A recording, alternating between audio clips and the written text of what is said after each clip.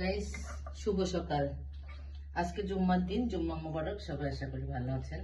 তো আসলে হাতে মাখিয়ে আমি গরুর গোশত রান্না করবো। দেখেন এখানে কিন্তু কলিজা, তিল্লি অনেক কিছু নিয়েছি। আমার এভাবে খুব ভালো লাগে। সিনার গোশ এবং রানের গোশ দুনো পদের গোশই আছে। তো আমি এটা হাতে মাখিয়ে বসাবো। তো হাতে মাখানোর জন্য যা যা উপকরণ লাগবে সব নিয়ে নিয়েছি। তো শুরুতে দিয়ে দিচ্ছি পেঁয়াজ। পেঁয়াজ কুচি পরিমাণ মতো দিয়ে দিব। কিছু টমেটো, হচ্ছে টমেটো দিয়ে দিব। ধনিয়ার গুঁড়া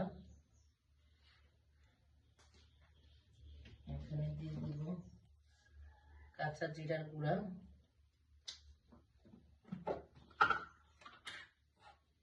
হলুদ পরিমাণ মতো,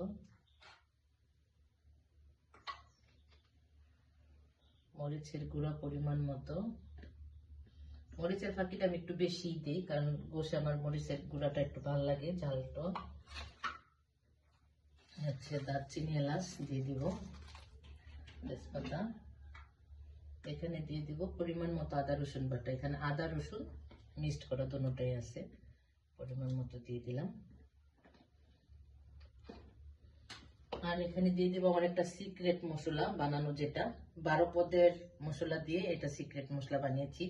তো অনেকেই আমাকে প্রশ্ন করেছে, আপু আপনার গোশতটা আসলেই খুবই লোভনীয়, দেখতেও খুব চমৎকার হয়, এর কারণটা কি, এত সুন্দর কেন হয়? আসলেই ভাই বললে আমি বলছি, এটা সিক্রেট মশলা আপনারা কিনতেও পাবেন এবং পরিমাণ মতো মানে বানায়ও নিতে পারবেন।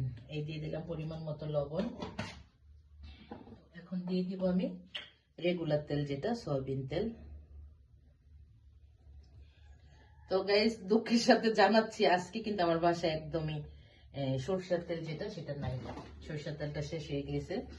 আমি বাজারে যাব, তারপর আমি বাসা দিব। আপনারা সবাই জানেন হাজবেন্ড বাইরে থাকে, ছেলেও বাইরে থাকে, ছোট ছেলে আর আমি। তো ওকে দিয়ে এরকম বাজার আনাই না, মাঝে মাঝে সবজি কিনে নিয়ে আসে সে।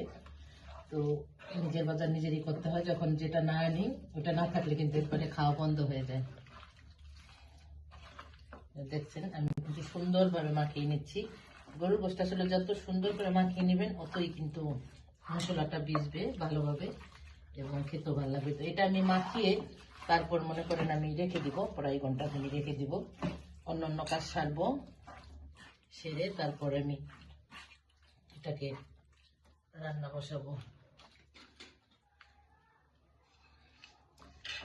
এভাবে মাখিয়ে রেখে দিব।